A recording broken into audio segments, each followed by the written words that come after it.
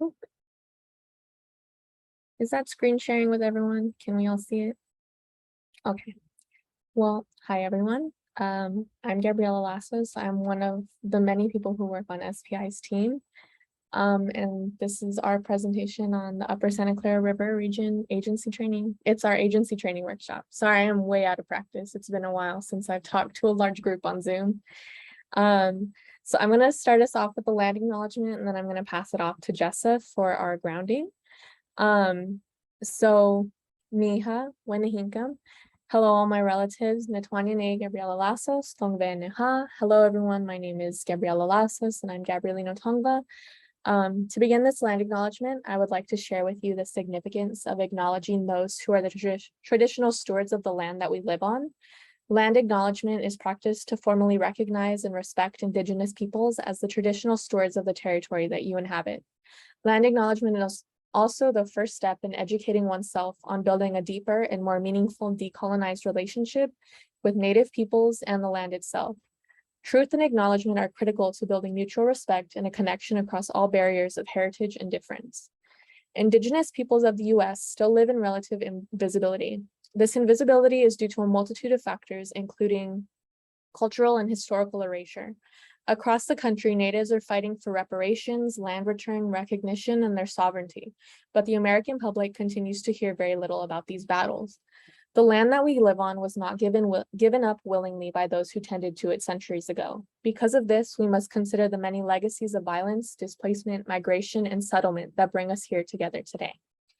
I would like to share this website with you, and I'm gonna actually, if Roland would be able to drop it in the chat. As you open the website, you'll see a disclaimer pop up, and I ask that you read this disclaimer as you continue to learn about whose homelands you're residing on. This website allows you to see whose native lands you're residing on wherever you are in this remote environment, and utilizing this resource allows you to begin understanding the scope of colonization and the groups that were directly affected by it. If you're comfortable doing so in the chat, please feel free to add whose ancestral homelands you reside on today. Thank you so much for allowing me to share this time with you, Awesh Koneha, and I'll pass it on to Jessa. Thank you very much, Gabriela. Iha Wenehingam Natwania Ne Jessica Calderon Tongvet Neha Koi Mix Kanakan Koyoeme. My name is Jessica Calderon. I am Tongva Chumash as well as Yoeme, and I am currently calling from Tongva territory, which some know today as Pacoima in the San Fernando Valley, but the traditional Tongva village name is Pakwanga. So glad to be here with you all. And if you would like to participate with me in this grounding, I'm going to ask that you close your eyes. And with your eyes closed, I'm going to ask that you take a deep breath in through your nose and allowing that oxygen to fill up your lungs, and exhale out through your mouth. And again, breathe in through your nose, breathing in positive, loving, healing energy. And now you're going to allow that energy to fill up your entire being, to take out any stagnant or negative energy and release that out through your mouth. And again, breathing in positive, loving, healing energy through your nose, and allowing that loving, healing energy to sit in the neck and shoulder area to release any and all tension, and release that tension out through your mouth as you exhale. Again, breathing in positive, loving, healing energy, and allowing that loving, healing energy to be felt at the base of the spine. And go ahead and release out through your mouth. As you listen to my voice, continue to breathe in through the nose and out through the mouth with the intention of breathing in positive, loving, healing energy and releasing positive, loving, healing energy. And in that way, we are reciprocal to the surrounding area. Put your attention now at the base of your spine and visualize a beautiful red light moving in a clockwise direction, as if there was a clock in the front of your body facing out towards the wall in front of you. And this beautiful red light is moving from the 12 to the 1 to the 6 to the 9, and continuously moving in this direction from the front of your body and out through the back. As this beautiful light channels through the body, it begins to remove any and all blockages, removing any anger, frustration, removing anxiety, removing exhaustion, removing lack of trust, removing any fear. And as all of these blockages are removed from the body, this beautiful light fills the area with positive, loving, healing energy, allowing us to feel safe and secure, allowing us to feel grounded and stable mentally, physically, spiritually, emotionally, and financially. We are stable, we are grounded. Taking a deep breath in through your nose and out through your mouth. Allow yourself to feel in this moment complete, secure. Put your attention in your heart area and breathe in positive, loving, healing energy into this area of the heart, allowing the heart to be open and ready to receive information with an open heart. Place your attention on your third eye energy portal, which sits in between your eyebrows, breathing in positive, loving, healing energy and allowing that energy to open up the energy portal that sits between the eyebrows, allowing us to have an open mind. Breathing in positive, loving, healing energy and allowing ourselves to feel completely centered and releasing that out through the mouth. And may we start this session today with an open heart, with an open mind, and being fully present in this moment here and now. Awesh Koneha, you can open your eyes and join us in this session. Thank you. And I will pass it back to Maritza.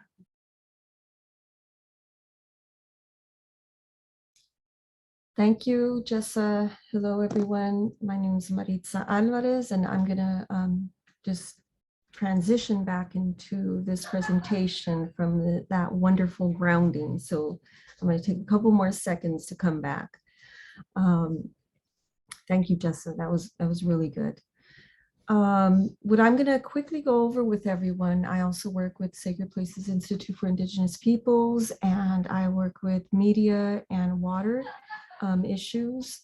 And I'm going to just quickly go over our community agreements. I know that many of you are already aware of basically the fundamentals of participating in any type of presentation, workshop, or coalition. And so I'm just going to go over these with you all. First off, keeping an open mind and an open heart.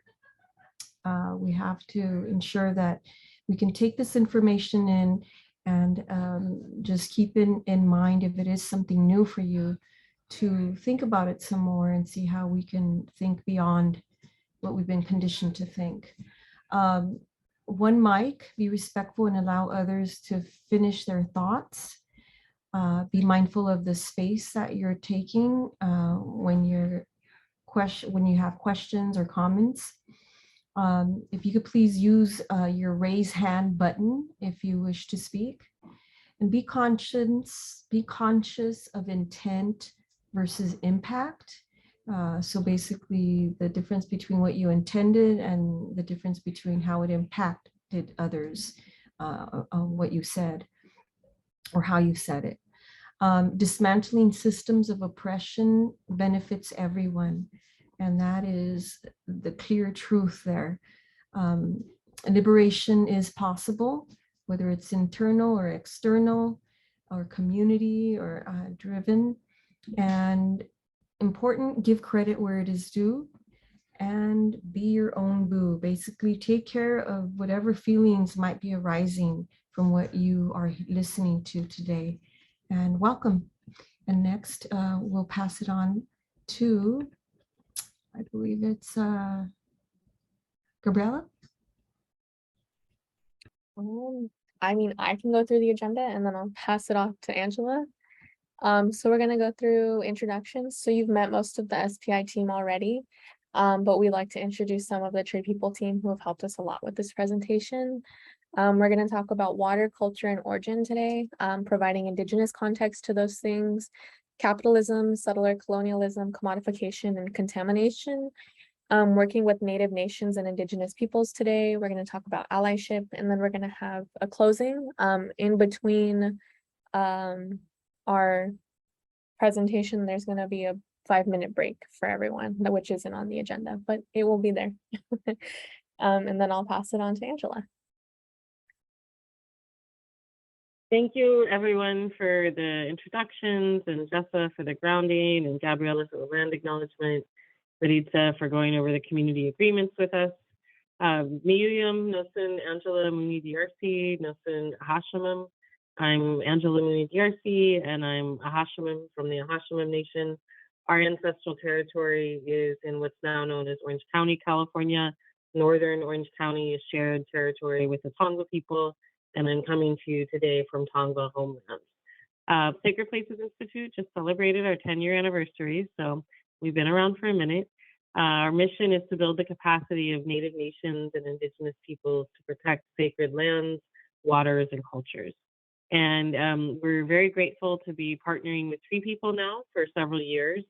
You can see their mission here is to inspire and support the people of Southern California to come together to plant and care for trees, harvest the rain, and renew depleted landscapes.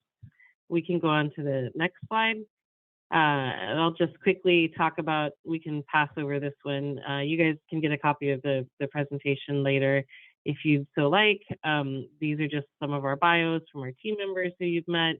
Ariel, team member from Tree People, who I don't think is able to be here today, but who's been really instrumental in the work. Peter Massey as well, also really instrumental in this collaboration. And of course, Roland, who you've just met. I'll pause for a second here to see if Roland would like to share any additional thoughts on behalf of Tree People. Thank you, Angela. Not really. No, we just, we want to thank everyone for joining us this afternoon and thank the SPI team for all the great work that we've been doing. And yeah, I don't want to hold us up, so let's go get started. All right, wonderful. Well, I will turn it back to Jessa then, and y'all will hear from me in a little bit.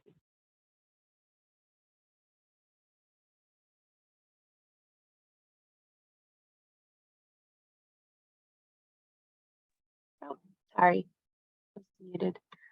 All right, and so today we're gonna focus on locating ourselves, and today we're focusing on the Santa Clara River area.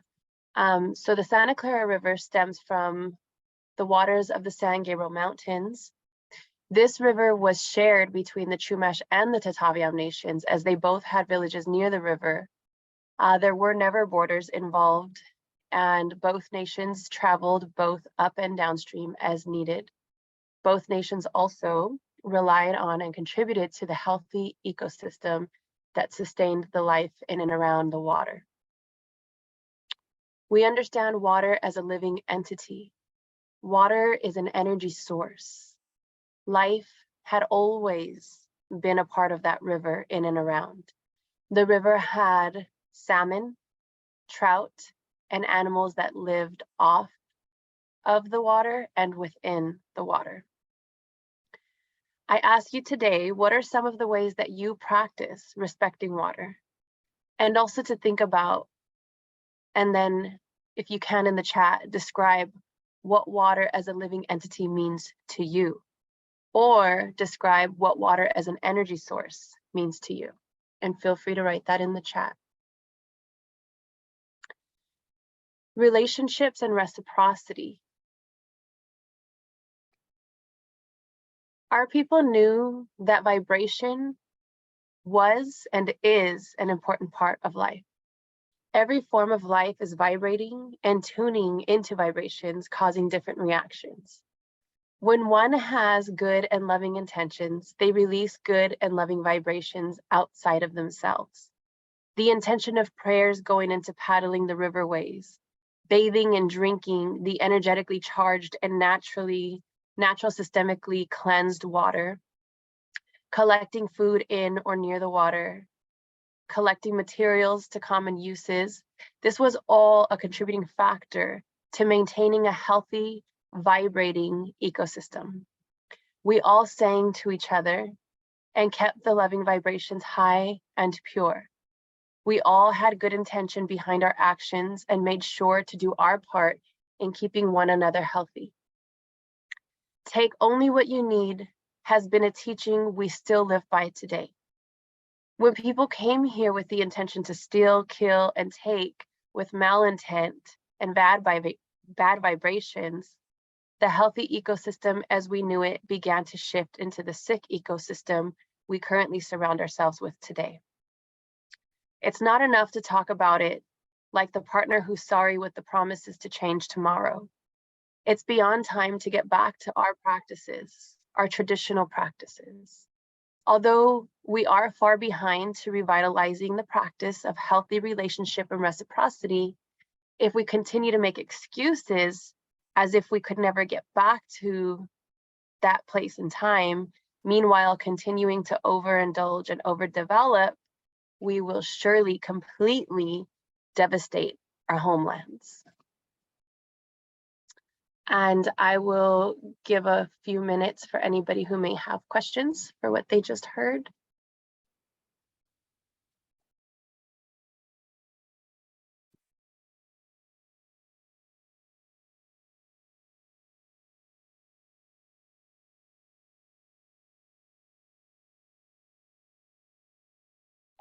If you don't mind, Jessa, I was gonna take a moment to read off the things that people shared in the chat. So Diane shared that water is life. Without it, the planet will die. No living thing can survive without it. And Maritza shared that water is like our breath. We need it to live. Roland shared, as people, we are an extension of water itself. The quality of local water is an indicator of our health. Heidi shared, water to me means health and life support. And I did want to thank everybody for sharing their whose lands they're on. I just saw that all in the chat. But if we have no questions, I think we can move on to our next section, if that's okay with everyone. Okay. So capitalism, settler colonialism, commodification, and contamination. Oh, I'm going to be sharing videos with, or portions of the video that was shared with you prior to this workshop. I'm going to just play clips and then I'm going to talk a little bit about them. So I will start with this clip, and please let me know if there's an issue with sound or anything like that.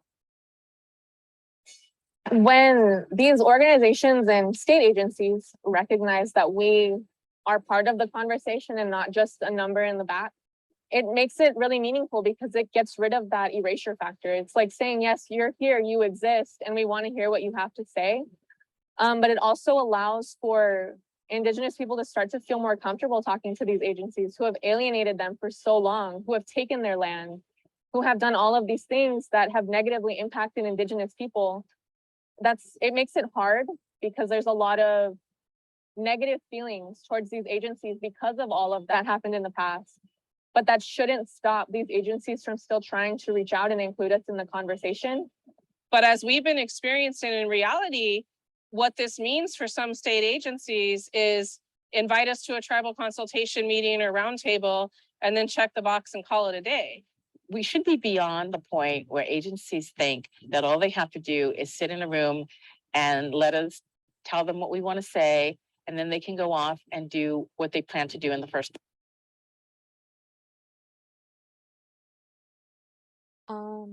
Tony Cordero was there saying going off to do what they're gonna do in the first place. Sorry that it cuts off. So I think the main point of that is just to share what Indigenous people believe in sacred waters are, and how state agencies play an important role in the connection between water and people. A lot of the time, state agencies are the only way that people sort of hear about where their water is coming from or what is happening with the water surrounding their home. Allowing Indigenous people, especially those from local tribes, to have co-management opportunities allows the public to see that Indigenous people are not a thing of the past and still stewarding their traditional sacred waters. Meaningful consultation and co-management is much more important than a performative kind that a lot of agencies currently engage in. This meaningful consultation allows for trust between tribes and agencies to be built.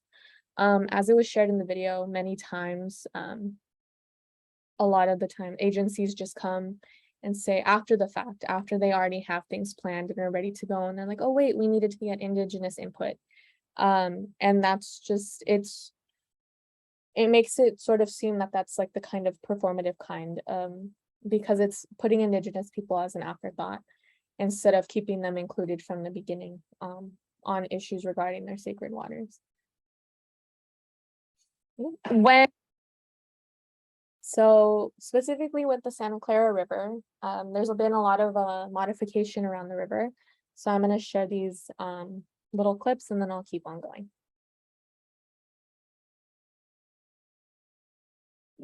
So the Ventureño Shumash, the Fernandinho Tataviam, the Tongva Gabrielino, we never signed a treaty with the US government, with the Bureau of Indian Affairs. We never sold our land. We believe it was taken from us and stolen from us.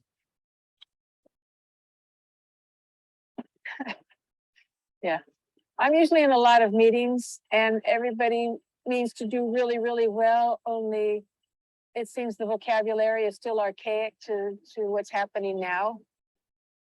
They don't see us as caring, thinking about, praying for the waters and having that be necessary, and that's part of our mandate from Creator. That sounds pretty much a religious right, you ask me, if this is America, you know. So where's our involvement, really?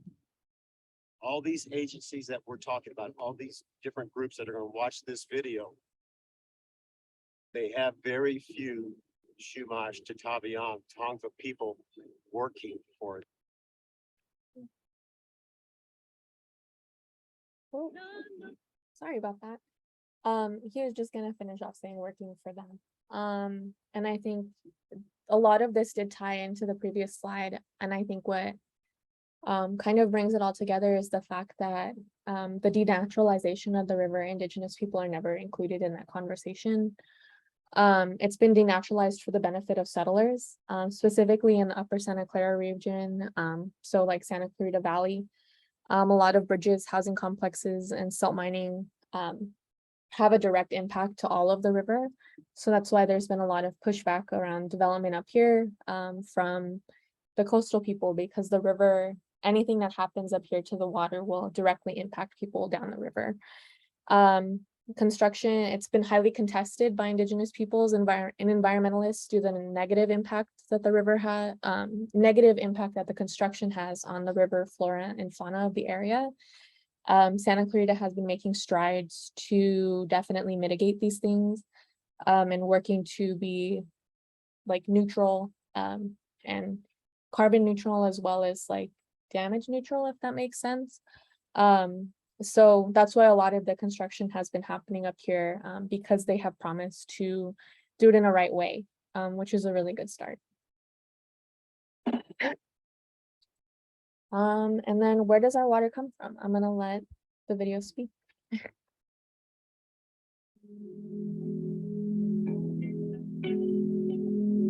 If you go into somebody else's home, you're a guest, and you treat their home in a manner that's respectful. Instead of saying, well, no, I don't agree with the way that this is set up.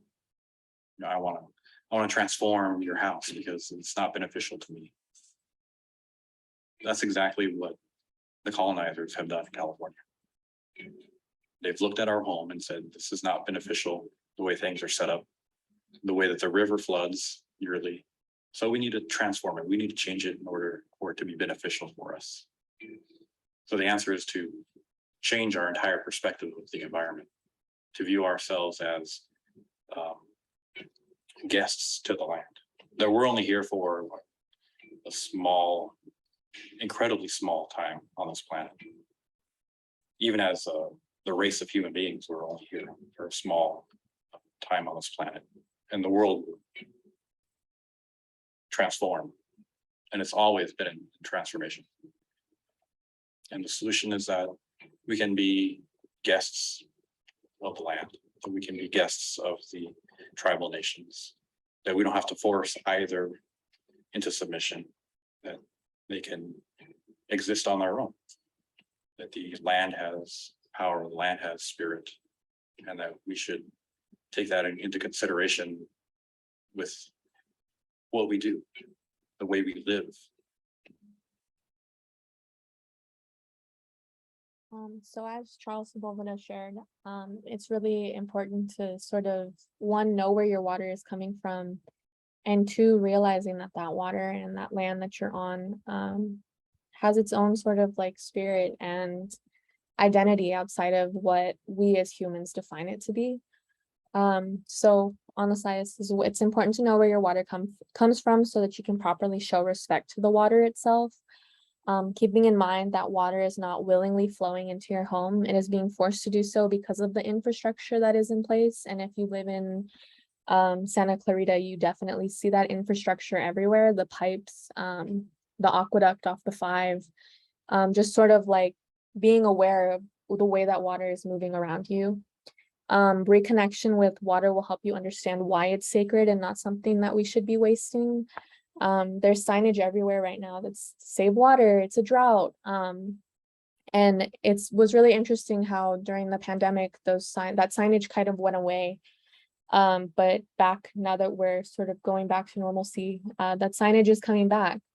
So it's just keeping in mind that the way that we use water should always be like conserving it, and not like, oh yeah, we're out of a drought or there's something bigger pressing, so we kind of forgot about the drought.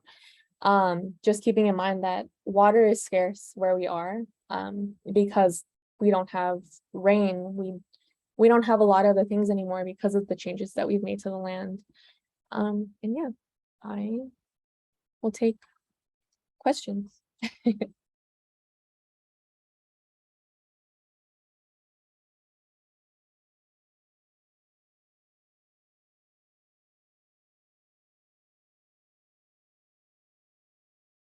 I think one thing I'd like to do while we're waiting to see if folks have questions is put people in breakout rooms, because it's a lot of heavy content that was just covered between Jessa and Gabriella. And so I'd like folks to take a couple of minutes. We'll pop a couple of questions in the chat. And I think the idea will be for you all to just take, 5, 6 minutes, maybe 3 minutes a person to share one thing that's just come to the top of your mind based on what we've covered in the first 30 minutes of this presentation. Either, what we've covered in the presentation, or, more broadly, thinking about that we are in a drought right now. And this question around reconnecting with water. How do you reconnect with water? So again, one piece will be for folks to reflect on anything that's rising to the top for you based on what we've shared so far in the presentation. And 2 would be, any questions that you have based on that, and particularly reflecting on the context of the drought that California is in right now. And then finally, this question around how do you, or how would you like to reconnect with water?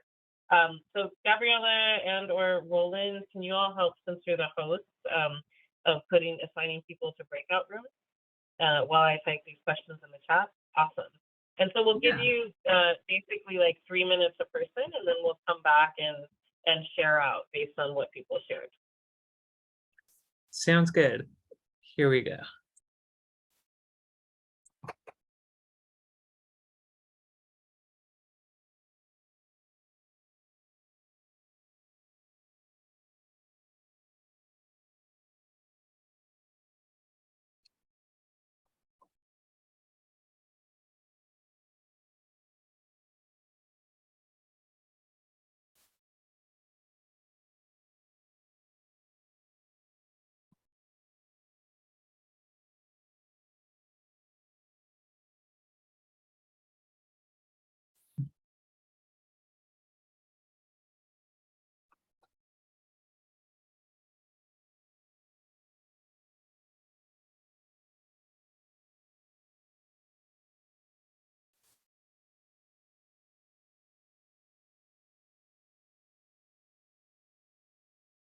All right, did you guys get the notification to switch over?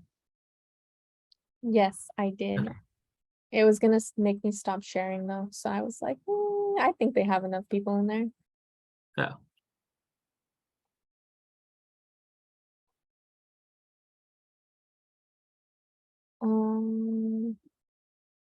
Ah, come back.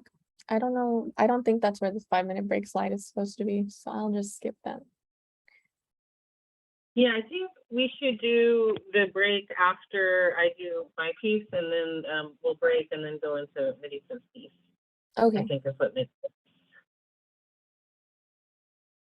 Oh, timing. So it's 1:35. So at 1:38, we'll ask people to switch. Can you roll in, cut and paste the questions that I put? I don't know how to get them to the breakout groups, so if people can see them here. oh, good question here. I think that should have been. Oh, yes. Figured it out.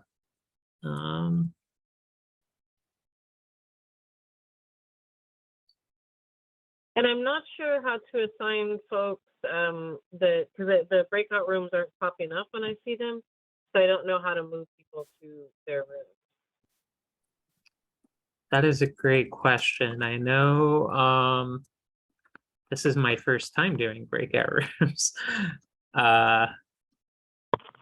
Sorry, I am typing in your questions into the broadcast for all option.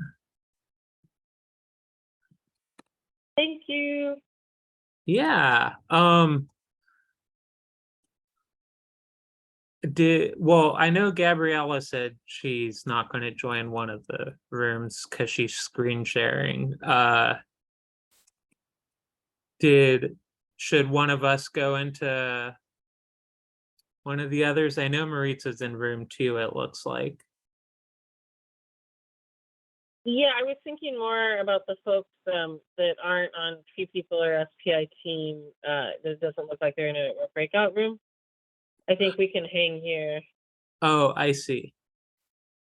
Oh, I see. So you mean move them into one of the others. Yeah, I think so. Got it. Thank you.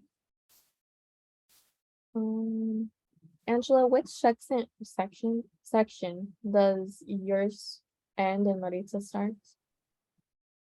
I think I'm still screen sharing.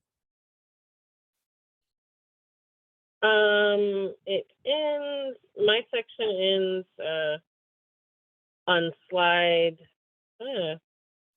Keep going. On slide 48. So it looks like it's Okay. in the right place. Perfect. Thank you. Oh, I gotta go back. It's gonna be fun. Okay, I really hope that worked. So, Flash warning. Please close your eyes. all right. How come these ones have fancy transitions? Okay. Can you send the broadcast to everyone, letting them know that they should switch to the second person if they have not yet? If they could what? Oh, push for the second question? To the second person.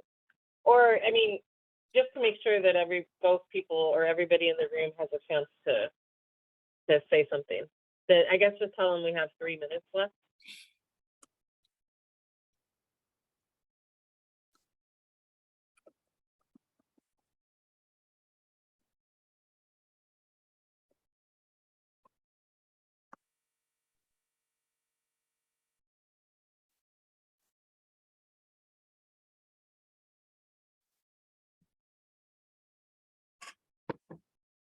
Feel like the first beginning went a lot faster than it usually does. I'm not upset at it. Yeah, and I think we'll see, but this format seems pretty good with a smaller group of participants. So that was good thinking, Angela. Yeah, hopefully people have some interesting thoughts to share. And I can facilitate when folks come back. Hopefully we'll get some dialogue going.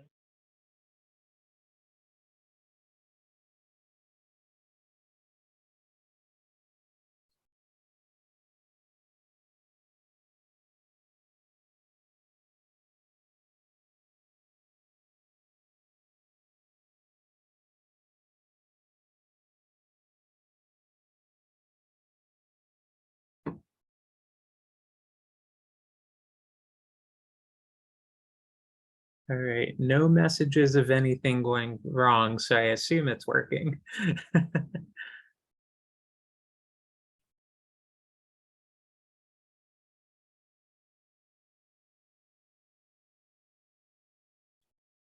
Yeah, normally I can see, like, I don't know if it's Zoom updated or what, but I can't see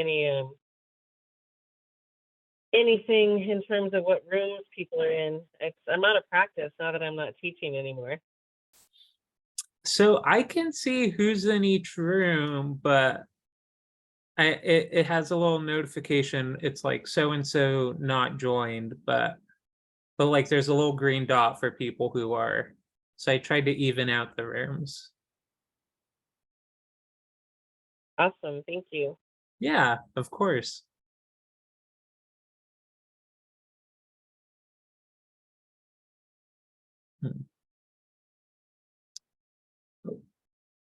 Hmm. Looks like someone is trying to. Hi, Susie. It seems like you just joined us. We right now have folks in breakout rooms. They're answering some questions around what reflecting on the earlier part of the presentation, and then just talking about what's a way that they either have reconnected with water or would like to reconnect with water. And Gabriella is just posting the questions in the chat right now. So you can think about them for a couple of minutes while we wait for folks to rejoin us from the breakout rooms, and then you're more than welcome to share any thoughts you might have in the chat or online once everybody's back in the large group.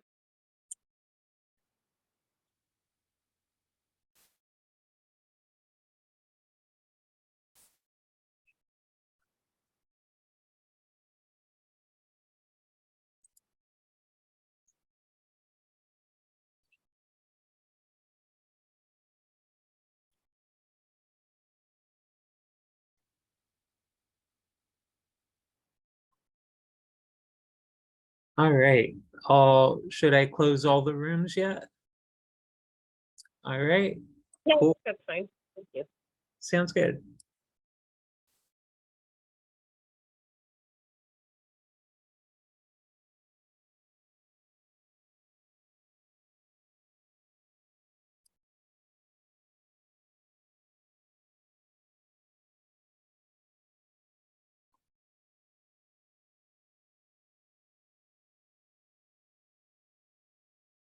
All right, we'll give it another minute. Looks like room one is still chatting it up, having a good time. So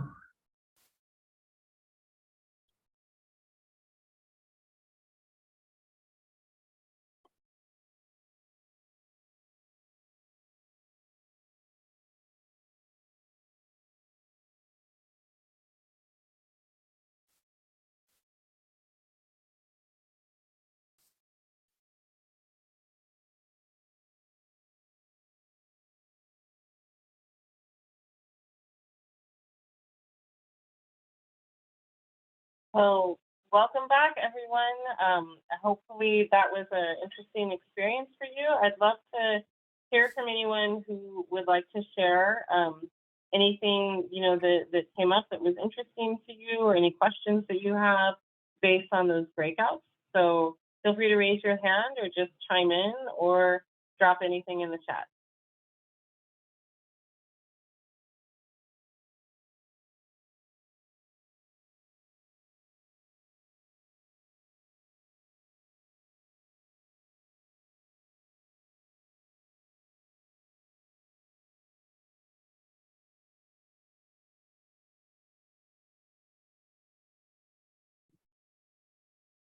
we've got a quiet group today. Maritza, I know you were in a breakout room. Did you want to share what was discussed in your breakout room?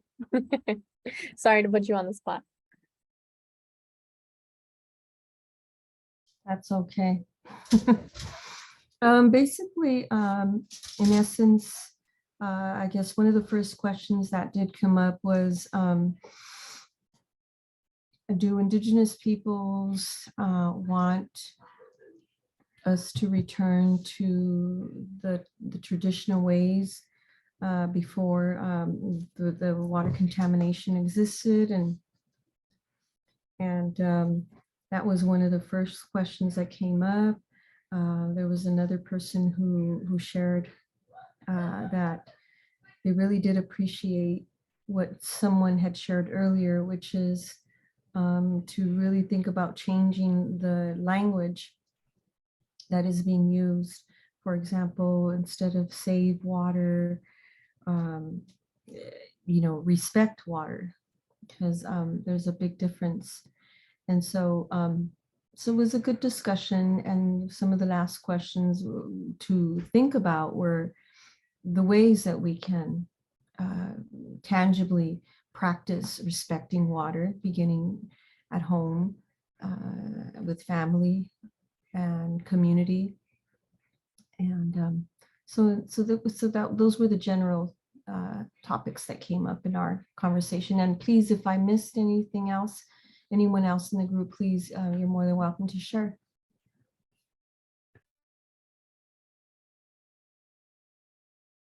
Thank you, Maritza, for sharing that. Anybody else from SPI's team, feel free to weigh in. But I think in terms of that first question, for me, do we want to go back to the way things were in terms of the quality of the water? I would say yes, and recognizing that going back isn't actually possible. We're at this point, the levels of pollution and the ways in which our lands and waters have just been pretty violently altered over the course of the past few hundred years make it such that there's no going back per se. But I think, personally, that's why these kinds of conversations are so important, and why it's so important that folks from these agencies and organizations that work on and with water and around decision making, why it's so critical that folks show up to spaces like this. Because I think, while we can't, we don't have a time machine and can't go back in time, we are at a point that's beyond critical in terms of climate destruction and pollution of our fresh and salt waters. And given that we're at this critical juncture, we really do need everyone talking to each other so that we can get on the same page.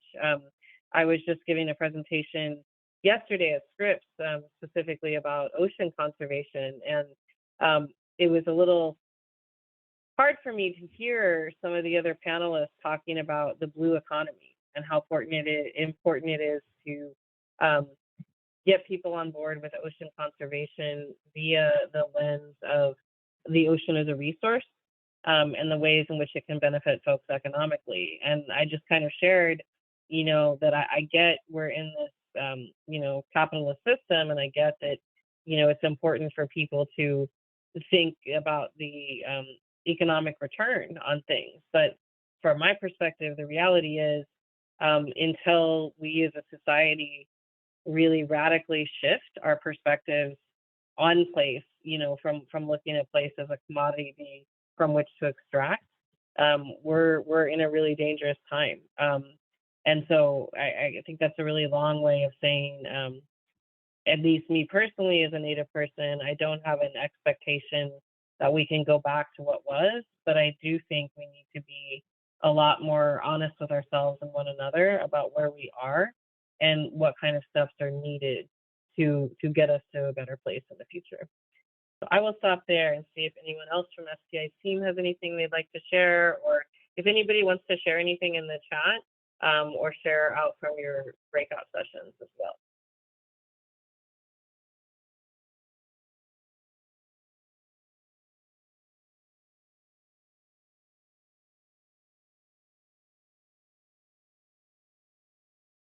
All right, well, you can always continue to drop questions in the chat. I think we can go ahead and move on now to getting into some of the law and policy pieces. So we'll start with what is it like, you know, on a broader scale to work with Native nations and Indigenous peoples today. And then, you know, we'll pause a bit in that section for a break for everyone, and then we'll go back into the rights of nature. But I really want to start my section honoring my ancestors and elders. And so, you know, these photos, sadly, many of the people in these photos are actually no longer alive. They've moved from the realm of elder to ancestor in my life. And one of the reasons it's really important for me to include that piece and to name that is that I think in my experience over the past 25 years or so of doing this work, folks who, you know, do environmental work are typically really invested in that work. You know, you don't get into water decision making and work around protecting waterways unless you care about that. But the reality is that for the Native nations on whose lands you're living and working, this isn't just a job or even a lifelong career. It's intergenerational. It spans, you know, from the point of contact, even prior, you know, because our relationship as stewards of the land and that agreement that our ancestors made with the Creator to care for particular places of land and water has always been integral to our culture. But certainly, you know, like I myself, the photo in the middle is, you know, one of the first sacred site issues I worked on. And I worked on that issue because my elders talked to me about the importance of these lands and waters. And so I think for agencies and organizations wanting to work with tribes, I guess it gets down to being humble, to one, recognizing the intergenerational nature of this work for Native folks and approaching them with the appropriate humility and respect as a result of that understanding. Next slide, please.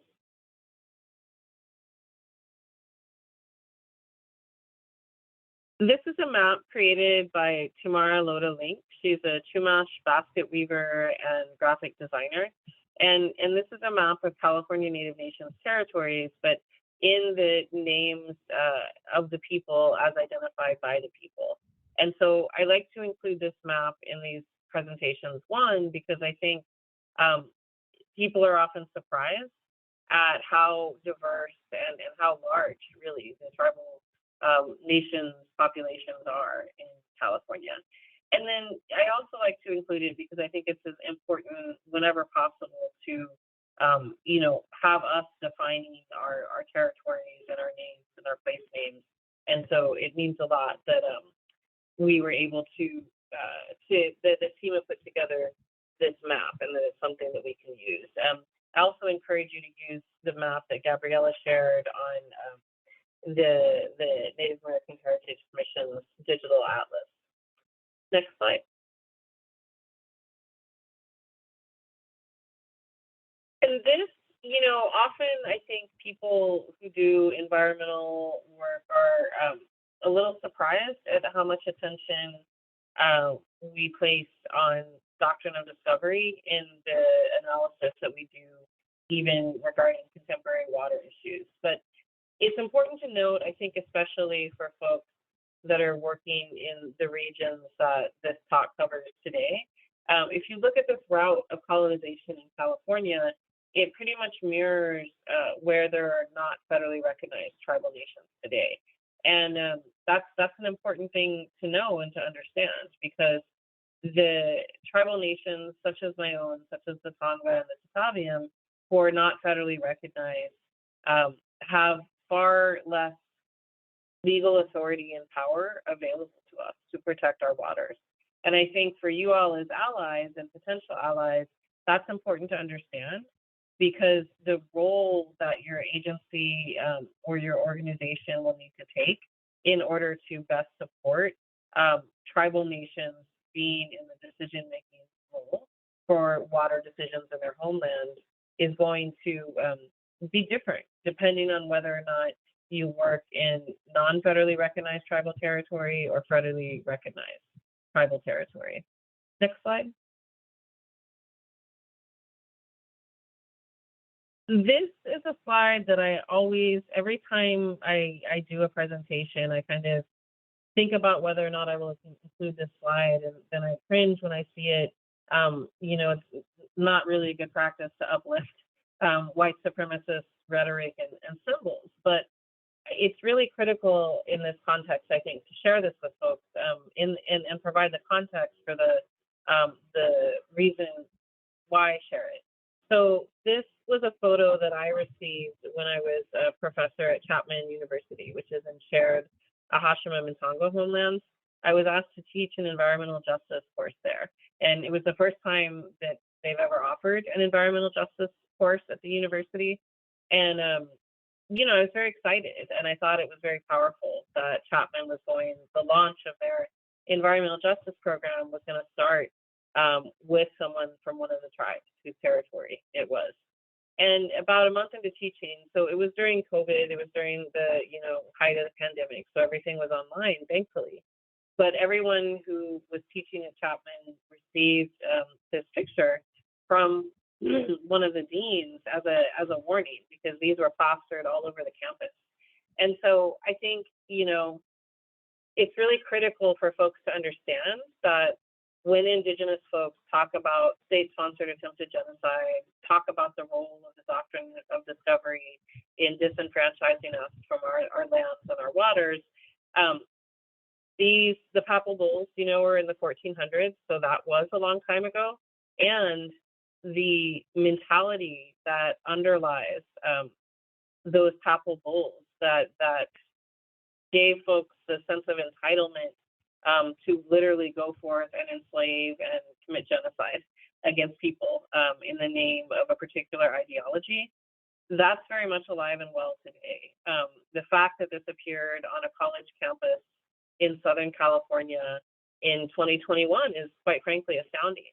But it's important for anyone who is an ally to tribes or who wants to be an ally to tribes to understand this and appreciate the sensitivity and care which working with tribal nations requires, based on the kind of mentality and assaults that we still experience. Next slide.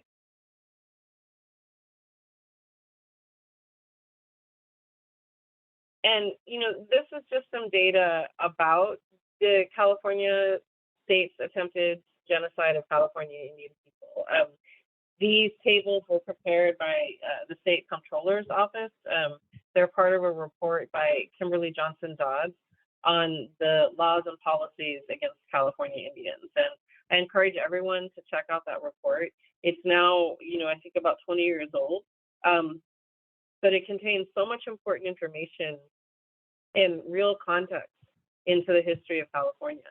One thing that's important to name in these in this data set is that while the militias that formed to hunt Indians, these Indian hunting expeditions, were private, you know, citizens, the militias petitioned the state of California to reimburse the expenses that they incurred trying to bring about California Indian genocide, and the state paid those expenses. And then the state of California petition the U.S. government for reimbursement of the expenses that they paid out.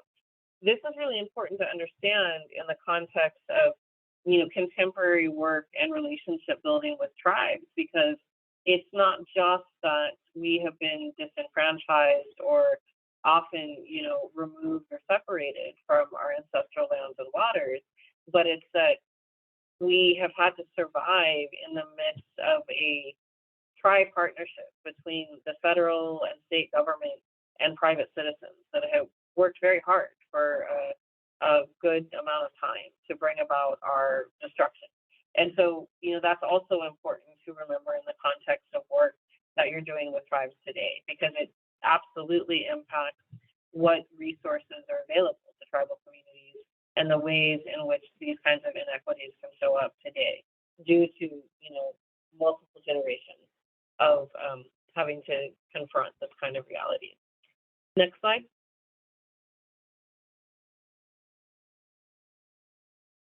And these are some of the specific anti-Indian laws and policies from early California. So the Act for the Governance and Protection of Indians was really the act that allowed non-Native people to purchase Indian people and keep us in servitude well past the point of adulthood. And you see that that was further solidified in the 1858 Act to provide binding minors as apprentices.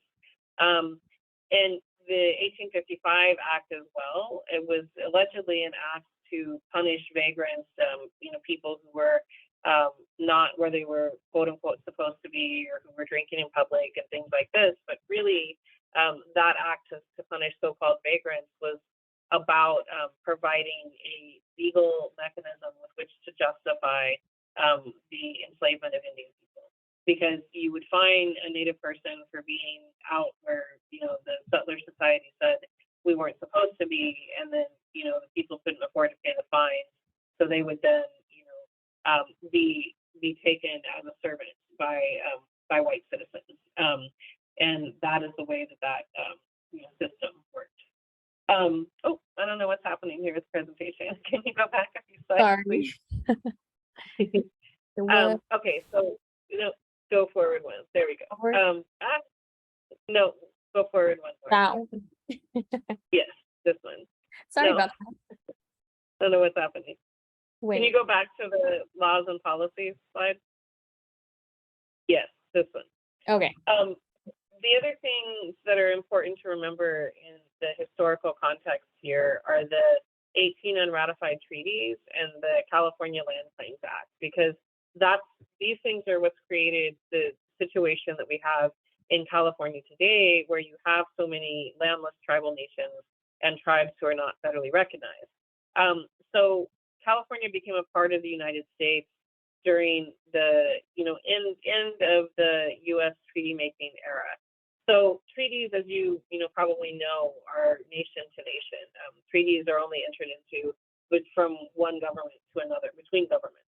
And so when the United States was entering into treaties with tribal nations, that is really significant, because those treaties then become evidence for prior acknowledgement of these nations as sovereign. And that is ultimately, these treaties are ultimately the basis for why many tribes are federally recognized today, because the existence of a treaty with the US government is prior evidence to recognition of these nations as sovereign. What happened in California is that California's entrance into the United States coincided with Western discovery of gold in Northern California. So once California became a state after the Treaty of Guadalupe Hidalgo, there was significant pressure from white elites in California on the federal Senate and Congress not to ratify, the Senate, not to ratify the treaties. And so even though there were 18 treaties negotiated with California nations, those treaties were never ratified. And because those treaties were never ratified, many tribes in California then were landless. And two, there's no evidence of prior recognition from the federal government. And so that significance of the nation-to-nation interaction at the federal level is absent. And so the other piece I wanted to talk about, in addition to the 18 unratified treaties, is the California Land Claims Act of 1851.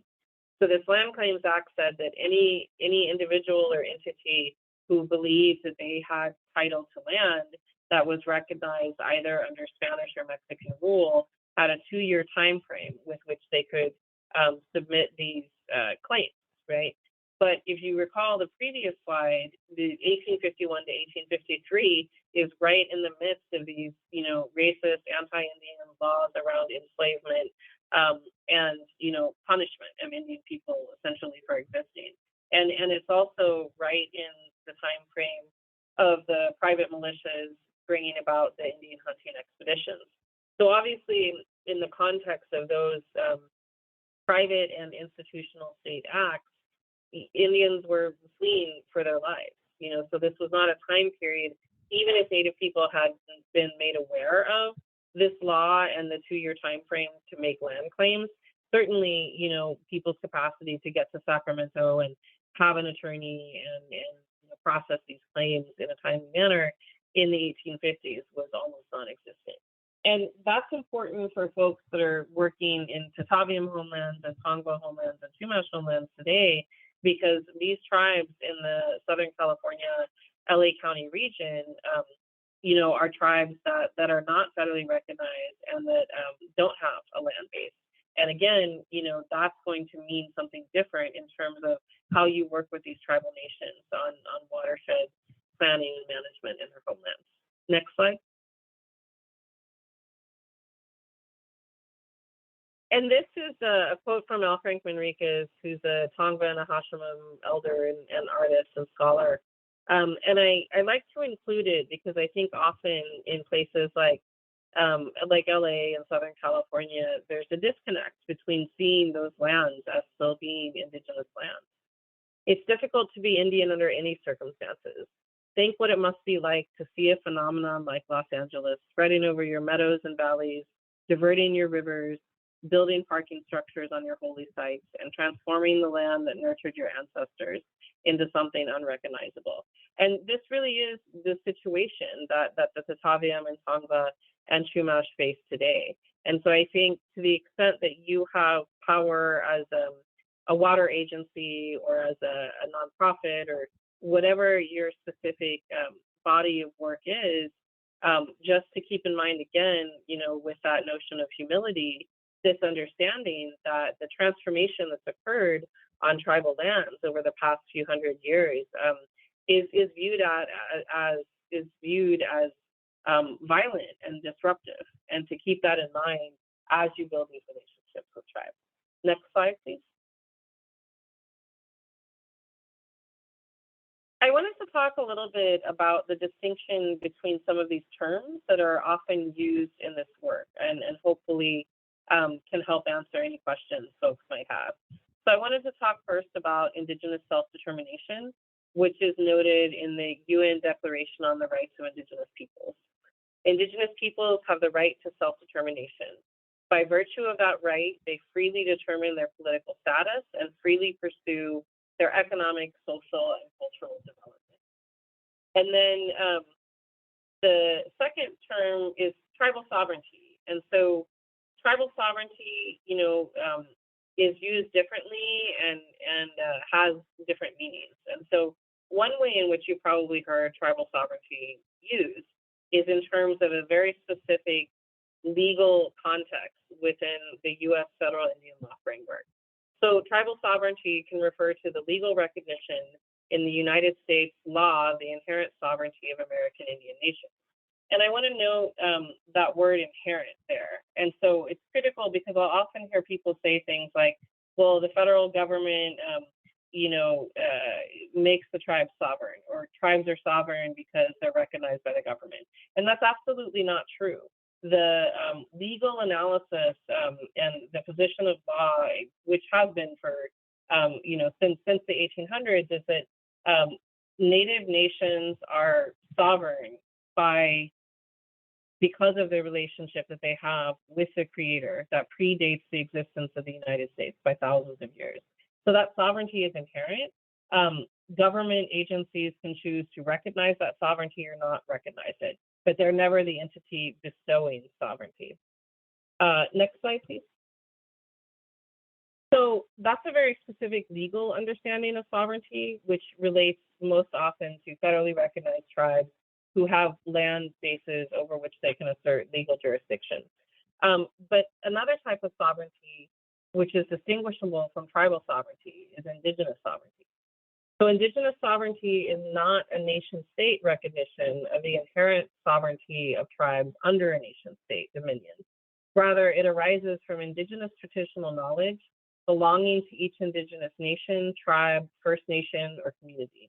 It consists of spiritual ways, culture, language, social and legal systems, political structures, and inherent relationships with land, water, and all upon them. Indigenous sovereignty exists regardless of what the nation state does or does not do. And it continues as long as the people that are a part of it continue. And I think this concept is really critical for folks to understand who work in places like Southern California, because all tribal nations, the Tataviam, the Chumash, the Tongva, these are all sovereign nations. Just because the federal government chooses not to recognize these nations doesn't make them less sovereign. Another point to note, which I'll get into a little bit later in the presentation, is that whatever the federal government does or doesn't do in terms of recognition, the state of California absolutely recognizes all California nations, federally recognized or not, as sovereign nations with whom they have a duty to consult on a government-to-government basis. Next slide, please.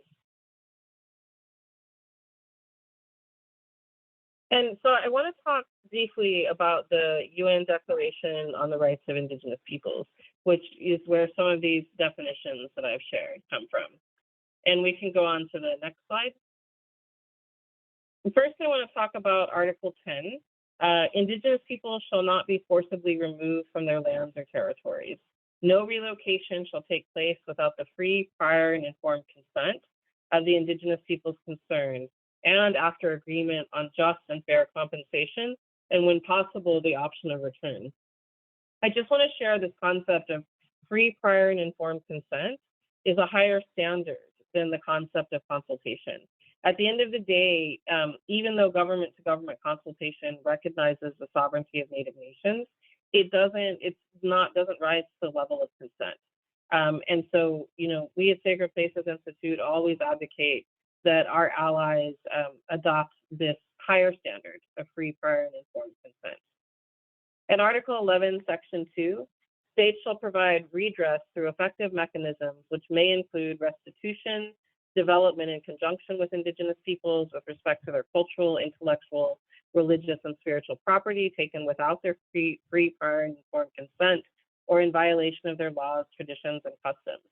And I think that Article 11, Section 2 really speaks to where we're at right now in terms of the land back movement and the ways in which even the state of California administratively is acknowledging what land return means and why it's important. Next slide, please. Yes. So Article 25, Indigenous peoples have the right to maintain and strengthen their distinctive spiritual relationship with their traditionally owned or otherwise occupied and used lands, territories, waters, and coastal seas, and other resources, and to uphold their responsibilities to future generations in this regard. So that speaks to this idea that even, if the river or other bodies of water is not legally under tribal control, there's still international law and edicts which uplift the importance of recognizing tribes' relationship with these places and making sure that they're able to maintain their responsibilities to the Creator and to future generations. Next slide. And I want to briefly go over federal laws. I think I'm coming up to the end of my time here.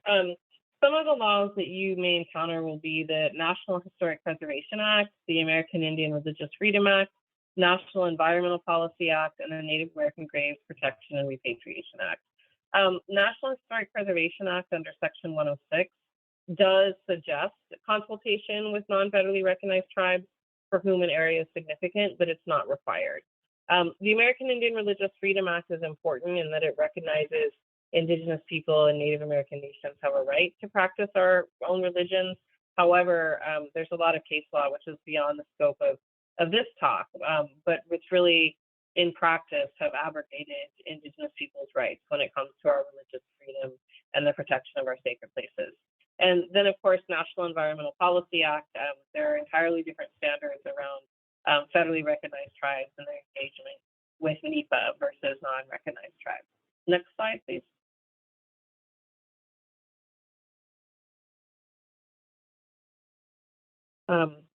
So California Native American Heritage Commission, if you don't already know about this entity, definitely check them out. This is going to be your best friend in terms of trying to find ways to engage more directly with tribal nations. So the Native American Heritage Commission is authorized to petition the Attorney General to bring lawsuit on behalf of Native nations when our sacred sites might be threatened. This is referred to as a cause of action, and it's actually a higher standard than exists at the federal level. Next slide. Another couple of executive orders that I wanted to talk about are B1011 and N1519. So B1011 was under Governor Brown, and that is where he ordered all the agencies under state purview to develop tribal consultation policies for how they were going to engage with California Native Nations. And so this is the edict from the highest level at the state. And then we had more recently Governor Newsom's official apology to California Indians as a result of the state-sponsored attempted genocide. Next slide.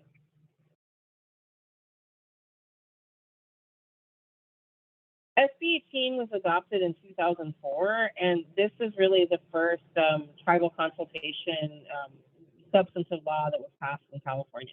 And so this just recognizes California nations, connection to our homelands, and mandates a process for government-to-government consultation regarding these places that are important to tribes. Next slide. AB 52 was more recently adopted. It's now almost 10 years old, but it specifically recognizes California tribes' expertise regarding cultural resources and provides a way for agencies to incorporate tribal knowledge into their CEQA planning and review. So this is really critical. As per AB 52, every tribe in the state had to identify via map where they consider their ancestral territory to be, and that's what's used by the state now to make these designations. Next slide. I also wanted to highlight a couple of policies directly related to water and tribes. So the Department of Water Resource has a specific policy in place. California Native American tribal governments and tribal communities have sovereign authority over their members and territory and a unique relationship with California's resources. California tribes and tribal communities, whether federally recognized or not, have distinct cultural, spiritual, environmental, economic, and public health interests and valuable traditional cultural knowledge about California resources. So I just wanted to name that, this policy does specifically speak to both recognized and non-recognized tribal nations. And I also wanted to note that next year in 2023, the State Department of Water Resources will be hosting a statewide tribal water summit. And so for those of you that are interested in pursuing, this understanding at a deeper level, that would be a great place to plug in. I think some portions of that event will be more broadly open to agencies. Next slide, please. And the California Water Board also has a tribal consultation policy. Many of you may be familiar with the fact that LA County recently adopted the tribal cultural use as a beneficial use. And this is work that really started at the state level and has been adopted by other water boards. So LA was a little bit late to the game, but it is good to note that LA too now has recognized traditional cultural use as a beneficial use under these rules. Next slide. And then here it is, the tribal beneficial uses. And here's the contact info in case you'd like to learn more from the state about the history of the cultural use and beneficial use and sort of where things are at with that. Next slide. I'm not sure if that was my last one. Oh, well, that is my last slide. So we are going to be ready for a break. I'll pause here for a minute to see if anyone has any burning questions before the break. If not, we can talk about it when you come back. Otherwise, you can pop questions in the chat and we can reflect on them while you take a break.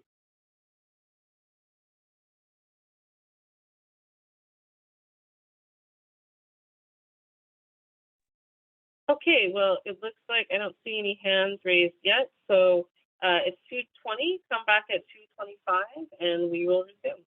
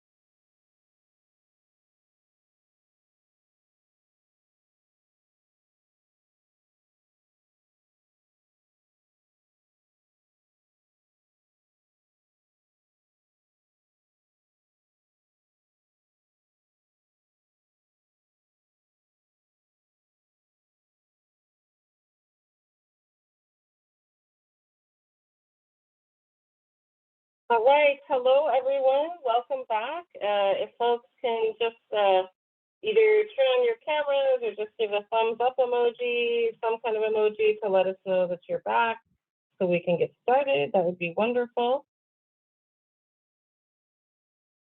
See, okay, got a couple of thumbs up, got a couple of cameras. All right, well then I will turn it over to Maritza to guide us through the rights of nature portion of our presentation. Okay, hello, welcome back, everyone. I hope you had a good break. Just quickly, I know that we left off with asking if there were any questions with Angela's presentation. So if some of you came up with some, please include them in the chat. And I'm sure we can address those questions before we're done today. So what I'm going to be beginning with, we're segueing into the UN Declaration on the Rights of Indigenous Peoples and UNDRIP, which was discussed by Angela, and the aspect that has influenced the next topic here, which is the history of the legal rights of nature. And some of you maybe have been hearing a lot about the history of the legal rights of nature, such as rivers, and whether it's in California or in a different part of the world, there was a lot of discussion and influence of those discussions that took place at the United Nations.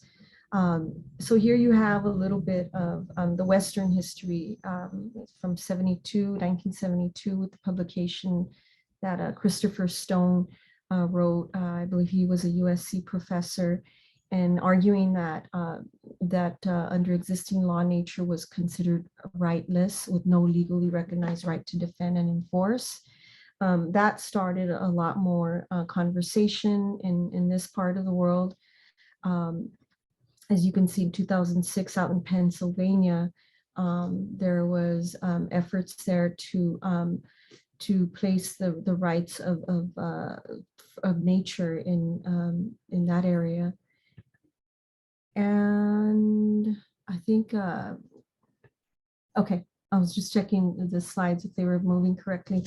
So the next thing, just to give you a broader history of what and how different nations have done a lot of work to ensure that the river has rights, whether it's personhood, legalhood, whether it's as a living entity. In Ecuador, that I believe was one of the first countries that was able to designate that. And there's a quick video here that I think if you can share, Gabriela, that'd be great. Thank you.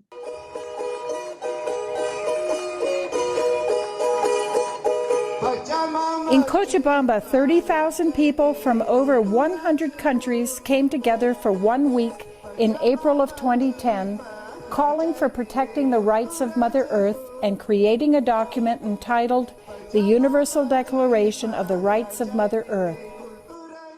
Emprender el camino de la armonía con la naturaleza y el respeto a la vida.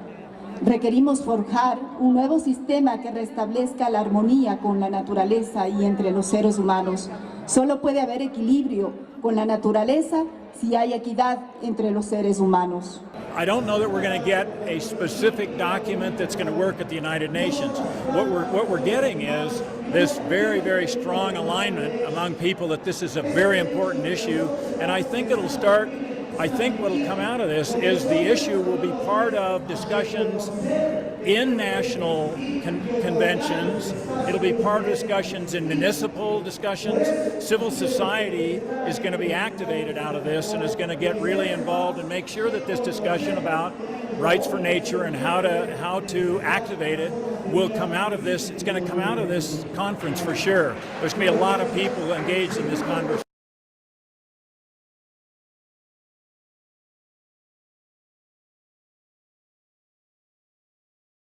Maritza, you're muted. I'm sorry. Thank you, Gabriela. So basically, that was just a summary of what has been occurring, the organizing efforts that have been occurring within all indigenous tribes from around the world, coming together to ensure that the indigenous values of that are being formalized into law with regard to water, with regard to land. And the next slide, please. And as we continue, as you see here, there was a intertribal alliances occurring. So you have here the passage of the rights of Mother Earth and as one of the biggest accomplishments. And this really did set precedent for a lot of other tribes to continue the efforts locally. Next slide, please. And then this is just a diagram of some of the places around the world, some of the tribes from around the world that have been able to do this. It varied throughout. You have the Maori, you have out in India, you have Australia, Colombia, Ecuador. So that's just an example of the few that have already been able to adopt either the river as a living entity or the rights of nature. Next slide, please. I'm going to skip the video here, but basically, this was a really huge, I'm sure many of you have heard, there was a huge accomplishment here for the river out in New Zealand. And the quote there basically sums it up. Treating the river as a living entity is the correct way to approach it as an indivisible whole. Instead of the traditional model for the past 100 years of treating it from a perspective of ownership and management. And that's really key, again, going back to the beginning of this presentation that we've been discussing the importance of respecting water and the values, traditional indigenous values, from whether you're indigenous from Africa, Asia, or any part of the world. The traditional indigenous values have always been to respect water and respect nature. And so next slide, please. It means now coming back home, coming back to these territories out here in the northern tribes, as of recent, we have more examples of the Ponca Nation in Oklahoma passing a statute recognizing the rights of nature in response to fracking. So this is one of the ways that some of the tribes decide how to deal with industrialization and pollution and continued violation or extractive business as usual. Another is with the Ojibwe band and in helping to protect their rice, traditional rice lands there. Next slide, please. Next slide. And then zooming here in California, we're really fortunate here with SPI Media Team, where we had the privilege of working on a documentary that we're still working on the California tribes and water. And we were fortunate to be able to go out to the Yurok territories and listen to and document their struggles and the wonderful work that they're doing. And the tribe was one of the first back in 2019 in California to grant the rights of personhood to the Klamath River.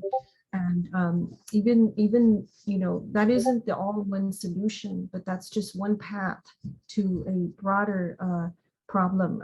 That's just one remedy, but it does make a big difference for the tribe to be able to do that. And I think next slide, please. And the purpose of doing that, what is the purpose, right? It's not just to be able to practice traditional ceremonies and have access to clean water and to be able to harvest clean food, traditional ways. But as you can see here, it establishes the right of the Yurok people to protect and represent the river in Yurok courts as well. So the key thing here, going back to what we've been discussing here, is these are some mechanisms, some ways to be able to ensure that there is a reciprocal relationship occurring with the vital entity that we all depend on, and that is water. And earlier somebody put it and indicated on the chat that, perhaps honoring water or showing gratitude to water is one way of that we can respect water. And really, that just reminded me of how since time immemorial, indigenous peoples around the world have always honored water. There's always a ceremony when it comes to water and any interaction with water. And that's one way to respect water, the many other ways. So, so next slide, please, if we can just close out then just some of the things that some of you may consider if you haven't already, or what's involved when attaining legalhood or independent voice for a river. There's a lot of issues that come up, and each tribe is able to discuss that and decide on their own what exactly it means and how it ultimately will benefit the tribe and ultimately everyone if they chose to consider the water or the river as a living entity. Next slide.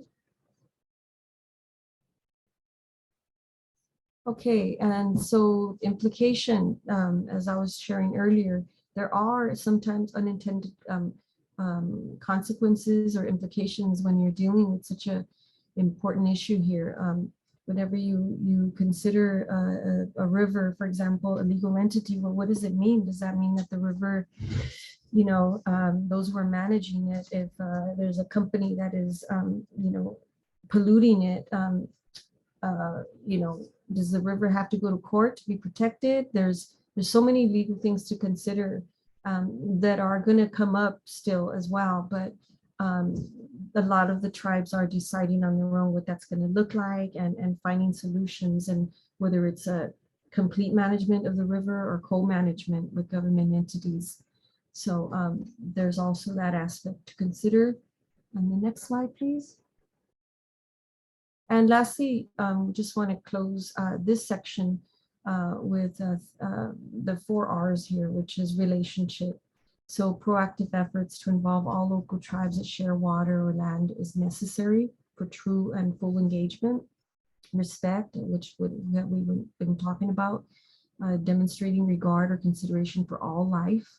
Restoration, action of returning something the former owner, place, or condition. Rematriation, really, really key. Returning of the feminine seeds back into the communities of origin.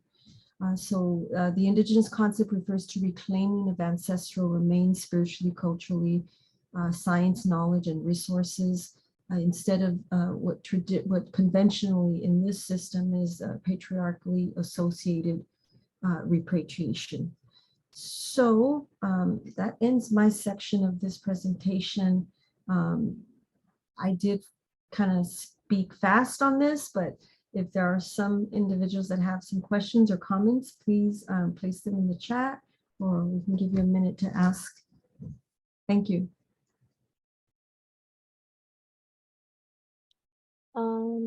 Maritza, Heidi shared a question. They stated, my question is, what is the best way to determine who to reach out to in a Native American community, particularly when some members of the community are claiming that others are not the proper people to consult with? I felt this one deep down because I know personally what that feels like, but I'm gonna let others share first. Thank you for the question. I think that question, I think Angela would be the best person to answer that, since as well, Gabriela. But yeah, I'm gonna pass it on to Angela. Thank you, Heidi. Yeah, thank you, Heidi, for asking that question. I'm smiling not because I don't take your question seriously, but because it's a question that will always come up. And so I really appreciate you asking the question. I think you know, one thing to remember, and that I hope if y'all, you know, take anything away from this talk today, I hope it's this, and that the understanding that, you know, the process of colonization was long and hard, and the process of decolonization is also going to be long and not easy, right? And so it's great that you're showing up here and asking these hard questions, because it's, you know, you're dealing with communities that have suffered you know, centuries of intergenerational trauma. And so, you know, trauma manifests in a variety of ways, some of which is named in this question. So that's sort of like the deeper response to that question, is that I think it's going to be challenging, and you will unfortunately always come across instances where people, from a tribal community are challenging one another's authenticity or legitimacy or rightfulness in being in a particular space. So what Sacred Places Institute always tells agencies and organizations is the safest space for you to start is with the California Native American Heritage Commission. And I think the safest thing for you to do is to reach out to everyone on the contact list that the NAHC maintains. So for any project you have or any area you're in, you can get those coordinates or those, zip codes or county, boundaries or whatever sort of geographical spatiality boundaries you have, and share that with the Native American Heritage Commission and ask them for the contact list. So that's a great place to start, because at least there you're going by the records that the state agency keeps. And so that's always a safe place to start. I would also say that that should never be your end point. So start by reaching out to all the tribes on the NAHC contact list for a particular area, but also do continue to work to build relationships directly with the tribes whose lands you're on and those tribal community members, because that NAHC contact list is really just the elected leaders or whomever the elected leaders from a particular tribe have designated to be the point of contact. So you won't necessarily get to all the elders or traditional cultural practitioners or other folks that would be good to connect with via that list, but that list is certainly a great place to start. Anyone else from SPI want to weigh in on this question before we move on? I can share a little bit. I think that a lot of the times agencies will find themselves in the middle because of the sort of, like, for lack of a better word, beef that colonization has caused amongst Indigenous people in Southern California. Everyone has their own viewpoint and everyone has their own sort of way of thinking of things, and that's why our tribes have different councils and different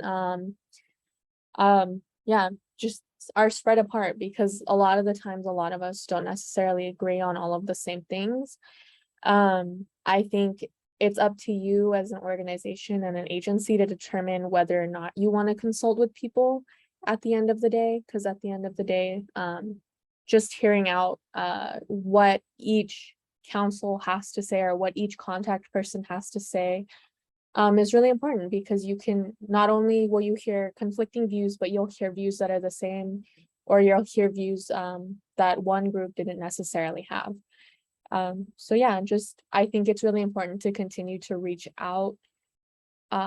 Even I think it just puts you in the middle, and it's a really tough spot. I know that's really hard because I deal with that personally. But yeah, did anyone else want to share? Just very briefly, I'll say that for me, it's really important to have government to government consultation always. And as Angela and Gabriella said, working with the rest of us families would be more of a choice. But for me, it is important to say that families should be included, because our tribal elected leaders don't always reach out to families individually because they're so busy. So it would be good to do community consensus as well, if you have the capacity for that. Thank you. And I see a question from Rick here. When in the process of a project should we contact our local Native American community? We usually contact during our pre-design. Thank you for asking that. That's a really important question. I think the answer to that is there's not an easy answer. It depends. Really, you should look to the specific tribe for guidance on when they want to be reached out to. Some tribes want to be involved early on, as early as possible, and they want to stay really involved throughout the process. Some tribes would prefer not to be involved until there's an actual CEQA document or an EIR for them to review. And for even one tribe, their preference will likely vary depending on the project. If there's a project that's in an area that overlaps with a sacred traditional landscape or a gathering area, chances are they're going to want to be involved early and stay involved the whole time.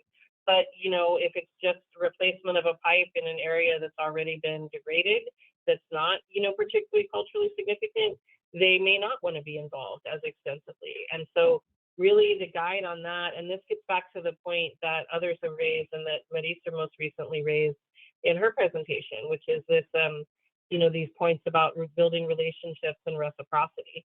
So I think, you know, these kinds of questions you have will get easier to answer the more deeply involved you are with tribal communities. So again, just to reflect, it depends, and you should always take guidance directly from the tribal community members in terms of when and how frequently they want to be involved in the process.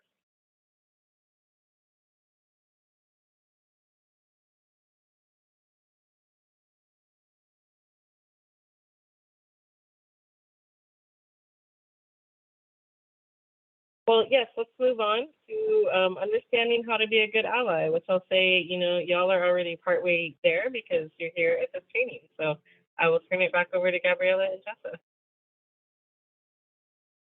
Hello again. So I'm going to talk about allyship. I'm just going to go over these slides. So part of being an authentic ally, sort of following all the things in this little map. You're taking risks, holding yourself and others accountable. Brand is of no concern. You're taking the time to educate yourself. You're examining your own privilege and using it to help. You're committed to anti-racist work. You're not virtue signaling, and you're taking real action instead of just being performative. It's not about you, it's about the community that you're helping. Sitting with discomfort and recognizing that discomfort, and also feeling empathy, grief, and outrage are all points of authentic allyship. In terms of this space, opening space with land acknowledgement is in a non-performative way. And understanding that land acknowledgements are just tip of the iceberg is a really good point of authentic allyship. Creating meaningful relationships with Indigenous peoples whose homelands you live and work on, as well as working with tribal families and communities to understand their viewpoints and needs, as was stated in the answer to the question earlier. And more authentic allyship examples is being willing to give up your seat at the table if Indigenous voices are not present. So if you see that there's a panel about a sacred site or a sacred site, and there's no one from the Indigenous community whose sacred site it is, you kind of can take that upon yourselves to either like point out that fact to the organizers, or if you have a seat at that table, give up your seat or ask to see if there's another seat that can be pulled up so that Indigenous people can share their perspective and on why that sacred site is so important. Giving credit where credit is due. If an idea is utilized from Native folks, they should be involved in how the idea is presented and compensated, and they should be compensated. Compensating Indigenous folks for their time, knowledge, and work is also really important. Our wonderful Roland, he shared a quote in the video that really resonated with me, and it said, aside from listening, actually following through with the help you are offering, and don't be a symbolic ally. Nobody wants that. I feel that's really important because as we all come together as water agencies want to be more involved with Indigenous communities and have input from Indigenous communities, being a symbolic ally, that's all Indigenous communities have known, so they can spot it pretty quickly. So when you are an authentic ally, that's something that we really appreciate, because we see that you're going out of your way to do more, to go above and beyond what we've originally seen. I hope that made sense. But yeah, I'll pass it on to Jessa. Thank you. And so we'll go in a little about appropriation and what that looks like. So wearing clothing to show appreciation or respect, which could look like headdresses or particular designs in beadwork, and stealing ideas and quotes from Indigenous folks, excluding Indigenous folks on conversations and actions about their homelands, which happens way too often. So it's not just about sacred sites, but for instance, our rivers, you know, the land in the way that it was traditionally used, the fact that there's conversations about fires and what should be or shouldn't be done. And those are all things that, you know, we've practiced and should be at the table for. Using ceremonial items, including sage, out of context, having Native folks involved at the slightest capacity, just so that you can mark the box for public approval, which does also happen when, you know, not only were we not welcome to the planning process, but we weren't even an afterthought. The reason why we get reached out to is because somebody said, hey, why aren't there any Indigenous people of the area involved? And then we get a phone call. So, you know, things like that are really important to note. Performative allyship looks like bandwagoning, optics. If you're benefiting and you're the only one benefiting, centering yourself, virtue signaling. Your statement appeared after you were called out. Having the idea that everyone's doing it, so you have to as well.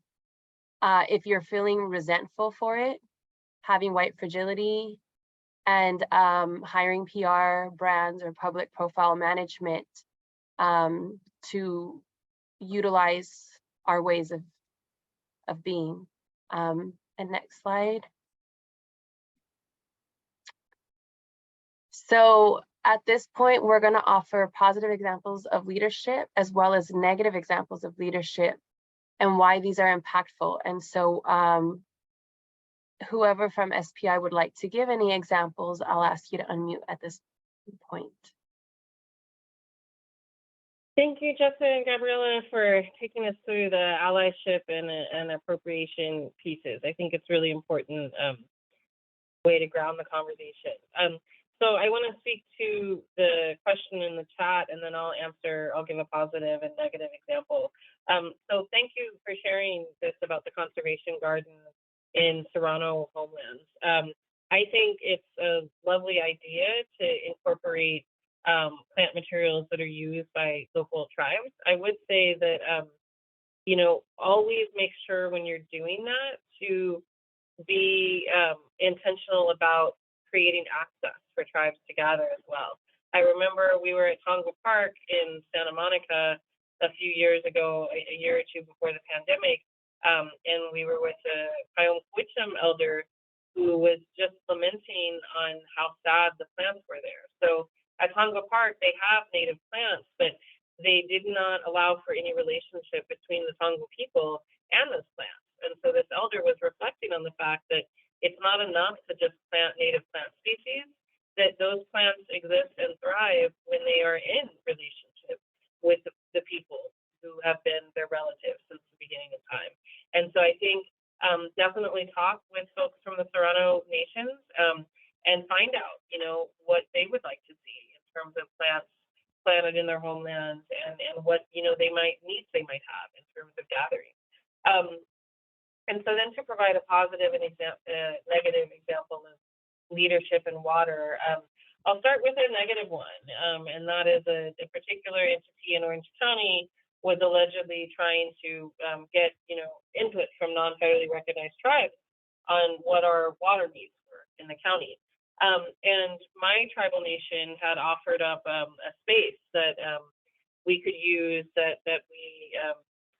it was a negotiation settlement as part of a development project that went through. But this space is in a community center in our homelands, and it's all the, you know, words in the space are in the Ahashiman language. There's pictures of our elders and basket weavers and you know, traditional cultural practitioners there. And we, you know, as I said earlier in my talk, we don't have land which to call our own. And so this offer from my tribe to host the meeting there was a big deal. And the agency, you know, declined the offer, which you should never do. If a tribe offers to host you for a meeting, always say yes. It doesn't matter how inconvenient the location might be or how challenging it might be to get there. If a tribe offers, you say yes and you respect that request. And instead, they held the meeting at a Holiday Inn in a bad part of Santa Ana, and they had 0 people show up to the meeting. And that's the kind of result you get when you're not really in right relationship with tribes. In terms of a positive example, I would say really, working with three people on this project. They've been incredibly humble and willing to take a step back and not only listen to Sacred Places Institute when we've offered critiques, but really to take tangible action to make things right. Stop there because I could talk in a lot, and we now only have 5 minutes left.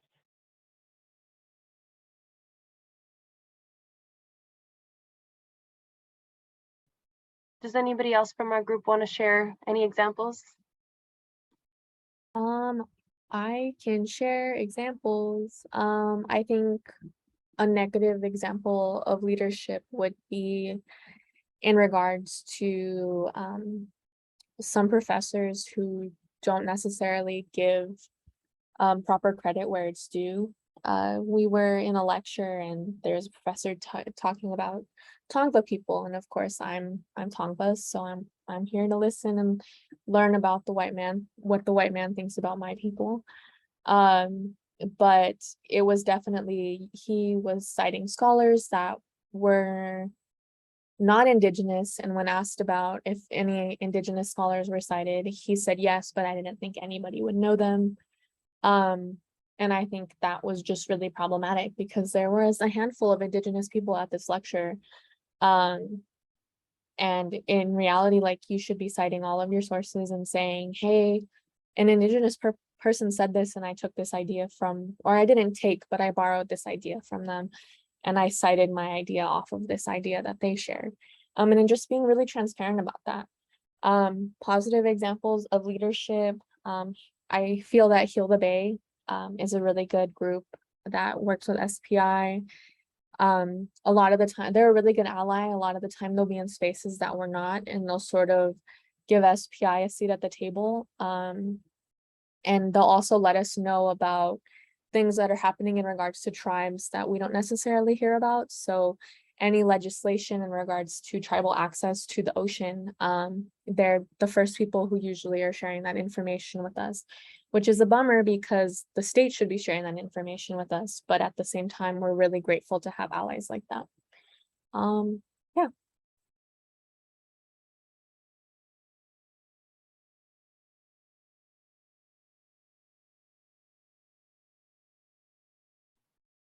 Thank you. And I want to recognize the time is at 2:57. So at this point, I will go ahead and pass it over to Angela. Just wanted to note a couple of things. We've got these resources here that just popped up. So if folks are interested in delving deeper into some of the readings, we will share that resource list with you. And then Roland has also popped into the chat the survey for this session. So we'd be very grateful if you can take a few minutes to fill that out. If anybody has any final questions, now's your chance. Our contact info is here on the presentation as well if you'd like to reach out after. But please do fill out the survey. Thank you all for taking time in the last waning weeks of summer to spend an afternoon with us. Anyone else from SPI have anything they'd like to share? Just want to express my gratitude. Thank you everyone for taking 2 hours out of your day to join us. I really appreciate that because I know 2 hours is a long time commitment.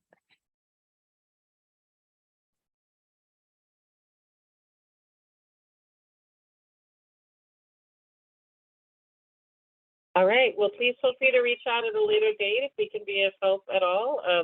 Please do fill out the survey, and thank you and enjoy the rest of your day.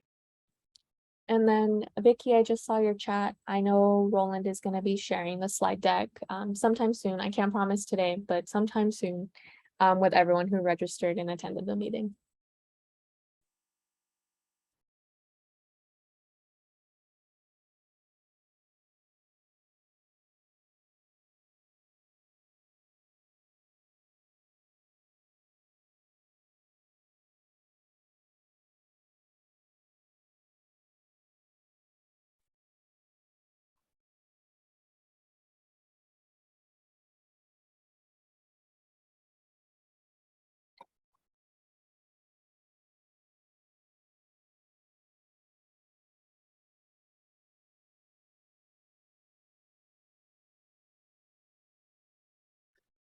All right. Thank you all for joining. Have a good one. Bye.